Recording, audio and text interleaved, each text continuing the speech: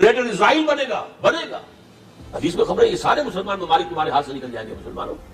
یہ عراق اور اردن اور یہ اور وہ, یہاں تک کہ ترکی, سعودی عرب کا بھی شمالی حصہ نکل جائے گا. البتہ مدینے کا جو ان کا پروگرام ہے اس کو اللہ نہیں پورا ہونے دے گا. مدینے میں داخلے کی ان کو اجازت نہیں ملے گی. یہ وقت بھی آنے والا ہے تو حضور فرماتے ہیں اتنی بڑی جنگ ہوگی, اتنی خونریزی ہوگی کہ پوری زمین اٹھ جائے گی لاشوں سے. اربوں پر عذاب یہودیوں کے ہاتھوں, اس لیے ان کو بچایا گیا. اور آج ہماری نظر میں آ رہا ہے وہ ملعون اور مغضوب علیہم قوم, ان کے سینے کے اندر خنجر کی طرح بھونکی گئی ہے. اور 30 کروڑ کے قریب عرب بے حمیتی, بے غیرتی, بزدلی, کمزوری, ذلت, مسکنت کی مثال بنے ہوئے. وہ بول سکتا ہے اس اسرائیل کے خلاف, وہ بول سکتا ہے. 30-35 لاکھ آدمی ہیں اسرائیل کے اندر, اس سے زیادہ تو امریکہ میں بتاتا ہے. Where an alleged biblical map of the Kingdom of Israel shared by official Israel Arabic account on X earlier this week has sparked off a major diplomatic storm. It basically shows the boundaries of the ancient kingdoms of Israel and Judah in 928 BC. This is the greater Israel according to the Israelis. Gaza اور فلسطین کی جنگ کے اندر تقریباً 50 لاکھ بے گناہ فلسطینیوں کی جان لینے کے بعد آخرکار 15 جنوری 2025 کو جنگ بندی اور امن معاہدے پر سائن کیے گئے, جسے مصر, قطر اور یونائٹڈ نیشن کی مرضی سے بنایا گیا. اور اس کے مطابق اسرائیلی فوج آہستہ آہستہ غزہ سے اپنی فوج کو مکمل طور پر نکال لے گی اور دونوں کے درمیان ایک کے بعد ایک مرحلے کے اندر قیدیوں کا تبادلہ ہوگا, جسے غزہ کے لوگوں نے اتنی تباہی اور قیامت دیکھنے کے بعد باقاعدہ جشن کی طرح عید کے طور پر سیلیبریٹ کیا. لیکن شاید خوشی فلسطین کے ان لوگوں کو زیادہ راس نہیں آتی اور ایک لمبا نہ ختم ہونے والا امتحان ان کے مقدر کے اندر لکھ دیا گیا ہے, کیونکہ اب یہ جنگ اسرائیل نے بنا وارننگ کے ایک بار پھر سے شروع کر دیا اور اپنے ٹینک غزہ کے اندر پھر سے گھسا کر بمباری اور ہوائی بمباری بھی شروع کر دی ہے, جس کی وجہ سے تقریباً 600 سے 700 لوگوں کی شہادت کی خبر پھر سے آ رہی ہے. 400 لوگوں کو تو صرف ایک دن کے اندر شہید کر دیا گیا ہے. یاد رہے کہ یہ تباہی ان دنوں کے اندر ہے جب یہاں کے مجاہدین اور بے قصور بچے, بوڑھے, نوجوان, مرد و عورت روزے کی حالت کے اندر ہیں, اپنا زیادہ تر وقت عبادات کے اندر گزار رہے ہیں. غزہ کی پٹی اس وقت دنیا کے سب سے زیادہ آبادی والے علاقوں میں سے ایک ہے, جہاں پر تقریباً 23 لاکھ کے قریب لوگ اس چھوٹے سے علاقے پر رہنے پر مجبور ہیں. ان لوگوں نے خود اپنے بچوں کو اپنے ہاتھوں سے کفن کے اندر لپیٹ کر دفنایا اور کچھ کو تو اس کا بھی موقع نہیں ملا. اس وقت صورتحال یہ ہے کہ ان کی تمام بنیادی سہولیات تباہ ہو چکی ہیں, نہ گھر ہے, نہ کچھ کھانے کو اور نہ کوئی مدد کی امید. پر سلام ہے ان لوگوں کے حوصلے کو کہ ان سے زیادہ صبر کرنے والا اور اللہ پر توکل کرنے والی انسانی نسل کو آج تک کبھی نہیں دیکھا گیا. کیونکہ یہ لوگ کہتے ہیں کہ بے شک ہم سب کو مار دو, ہمارے سر کٹ تو سکتے ہیں لیکن کسی کا سامنے جھک نہیں سکتے, ہم اپنے گھر سے بالکل بھی نہیں لیں گے. اللہ موجود, هو الرزاق, ما فيش مشكلة. To the women of Gaza we say thank you. We saw you burying your children, then you raised your hands rather than complaining at Allah. You say, oh Allah, continue taking from our blood till you are pleased. ان کے بچے بھوک اور بیماری سے تڑپ رہے ہیں, لیکن اس وقت بھی ان سب کے الفاظ ایک جیسے ہیں کہ اللہ کا شکر ہے ہم اپنی جان دے دیں گے لیکن اپنے مقصد سے پیچھے نہیں ہٹیں گے. اب سب لوگ ذرا تصور کریں کہ ہم لوگ 9 سے 12 گھنٹے کا روزہ رکھتے ہیں, نماز کے بعد بھی اکثر لوگ تو دن بھر سوتے رہتے ہیں اور پھر بھی افطاری کے وقت کمزوری محسوس کرتے ہیں. تو اب ذرا غزہ کے ان لوگوں کی بھوک کا اندازہ لگانے کی کوشش کریں جن کو کئی دن سے کچھ بھی کھانے کو نہیں مل رہا اور نہ پینے کے لیے کچھ ہے اور نہ کسی مدد کی امید. اب ذرا اس بچی کو دیکھیں کہ اس کی بہن کو کسی گاڑی نے ٹکر مار دی اور اس کے ماں باپ شاید اسی حادثے کے اندر گزر چکے ہیں.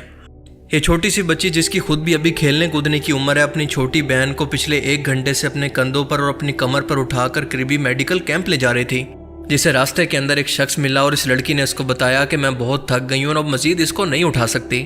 لہٰذا اس شخص نے اس کو اپنی گاڑی کے اندر لفٹ دے کر کیمپ تک پہنچا دیا. كيف حالك؟ ليش هيك حمل اخوك؟ انت عصبني. طيب وين مودياها؟ بدي اروح عرشتنا.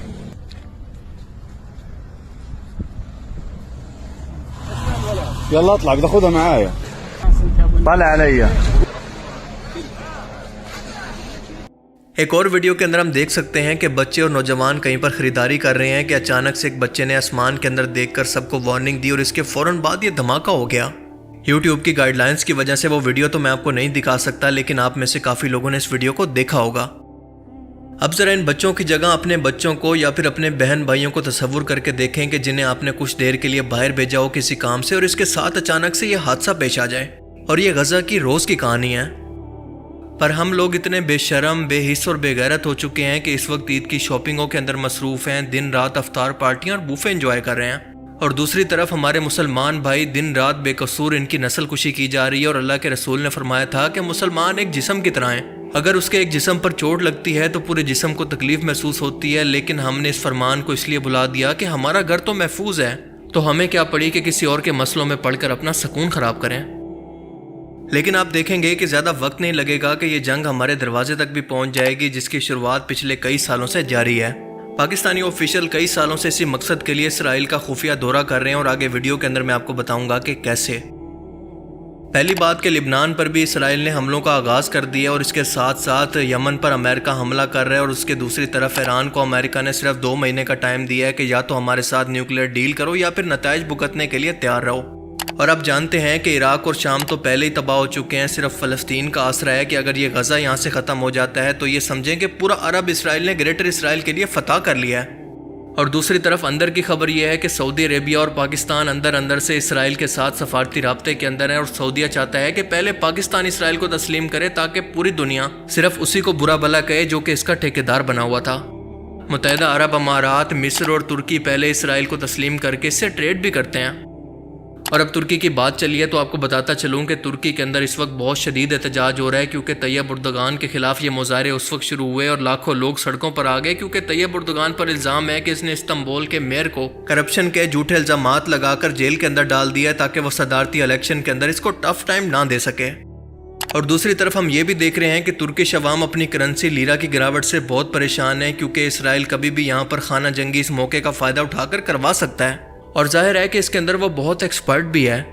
پر سچ بتاؤں تو مجھے طیب اردوغان نے بہت مایوس کیا ہے، کیونکہ اس سے مجھے بہت امیدیں تھیں، اور جو کام اس کو کرنا چاہیے تھا آج کے ٹائم کے اندر وہ کام یمن کر رہا ہے۔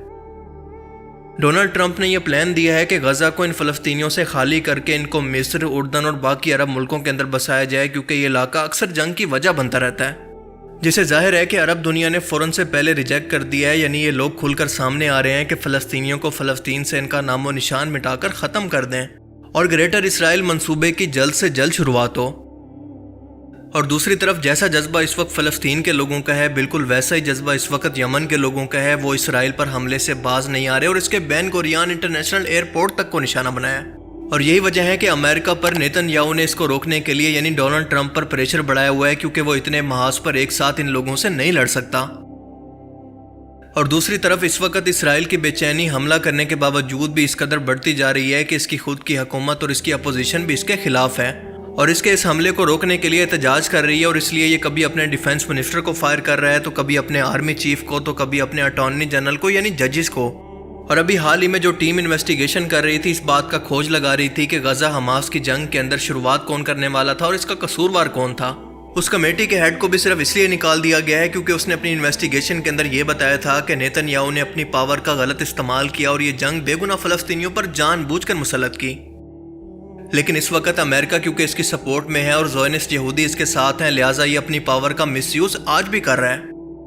تاریخ کے اندر بالکل اسی طرح کی پاور فرعون کے پاس بھی تھی، لیکن وہ وقت بھی اس کے عبرتناک انجام کے ساتھ گزر گیا اور اس شخص کا بھی یہی حال ہونے والا ہے۔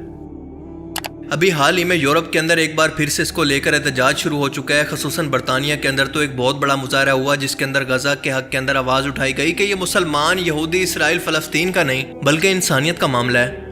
اور سب سے بڑھ کر یہ فلسطینیوں کے حوصلے کو دیکھ کر کافی خوف زدہ ہو چکے ہیں۔ انہیں لگ رہا تھا کہ اتنی بڑی جنگ کے بعد یہ اپنے حوصلے توڑ دیں گے، ان کے حوصلے پست ہو چکے ہوں گے، لیکن مزید سے مزید لوگ نہ صرف آ کر حماس سے جڑ رہے ہیں بلکہ غزہ کے لوگ ان کو ڈس آن کرنے کو تیار ہی نہیں۔ اسرائیلی آرمی کو سمجھ نہیں آ رہا کہ یہ لوگ آخر کس مٹی کے بنے ہیں، ان کو کسی چیز کا کوئی خوف ہی نہیں ہے، کیونکہ حالیہ خبروں کے مطابق حماس کی طرف سے اسرائیل پر ایک بار پھر سے راکٹ فائر کیا گیا اور کہنے کو تو ان کے پاس کھانے کے لیے کچھ نہیں، رہنے کے لیے کچھ نہیں، پر ان کی ہمت دیکھیں۔ اور دوسری طرف خود اسرائیل کے اندر اس وجہ سے سول وار کا خطرہ بڑھتا جا رہا ہے کیونکہ وہاں کی عام عوام تک نیتن یاہو کے خلاف ہو رہی ہے اور یہ بندہ خود بھی پوری دنیا کے اندر رسوا ہو چکا ہے اور یہ لاوا کبھی بھی پھٹ سکتا ہے۔ کولونیل پاور کیا ہوتی ہے، کسی کی نسل کشی کیسے کی جاتی ہے، یہ ہم تاریخ کے اندر پڑھا کرتے تھے، لیکن یہ اس کی سب سے بہترین مثال ہے۔ پر دوسری طرف ہمارا میڈیا انتہائی بے شرمی اور ڈٹھائی کے ساتھ بالکل خاموش ہے، یا پھر اسے شاید خاموش کروا دیا گیا ہے۔ آپ دیکھیں کہ آپ نے خبروں کے اندر بھی غزہ کے موجودہ صورتحال پر اس کا ذکر تک نہیں سنا ہوگا۔ اور اس کی وجہ کا بانڈا پچھلے ہی دنوں خود اسرائیلی میڈیا نے اس وقت پھوڑ دیا کہ پاکستانی ڈیلیگیشن نے کچھ ہفتے پہلے اسرائیل کا خفیہ دورہ کیا جس کے اندر کئی صحافی اور کافی مشہور لوگ شامل تھے۔ ان لوگوں کو پاکستانی پاسپورٹ پر ویزا تک ایشو نہیں کیا گیا کیونکہ پاکستانی پاسپورٹ اسرائیل کے لیے ویلڈ ہی نہیں ہے۔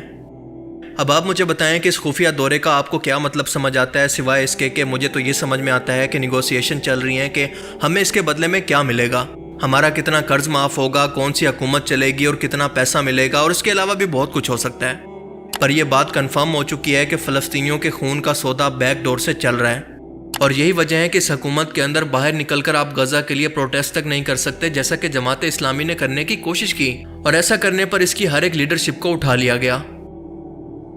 ڈاکٹر اسرار احمد نے 25 سال پہلے کہا تھا کہ عربوں کے اندر دم خم ختم ہو چکا ہے، وہ اسرائیل کے آگے لیٹ چکے ہیں اور بہت جلد گریٹر اسرائیل بن کر رہے گا۔ اور آج اگر موجودہ حالات کو دیکھیں تو صرف غزہ اپنی استقامت اور یمن اور لیبیا اس کے راستے کے اندر رکاوٹ ہیں، بس یہ دیوار گرتے ہی اسرائیل کا راستہ روکنے والا کوئی نہیں ہوگا۔ یہ دیر سویر لیکن ہو کر رہے گا، لیکن حقیقت یہ ہے کہ اگر مسلمانوں نے اپنی روایتی بے حسی اسی طرح سے جاری رکھی اور عرب بھی خاموش رہے تو شاید یہ وقت ڈیلے ہونے کی بجائے وقت سے پہلے بھی آ سکتا ہے، باقی واللہ عالم۔ اور یہ سب اس لیے کیونکہ ہم لوگ اینڈ ٹائمز کے اندر جی رہے ہیں اور یہ قیامت کی بہت بڑی نشانی ہے۔ اللہ تعالیٰ سے دعا ہے کہ وہ ہمیں سمجھنے کی اور نیک عمل کرنے کی توفیق عطا فرمائے، آمین۔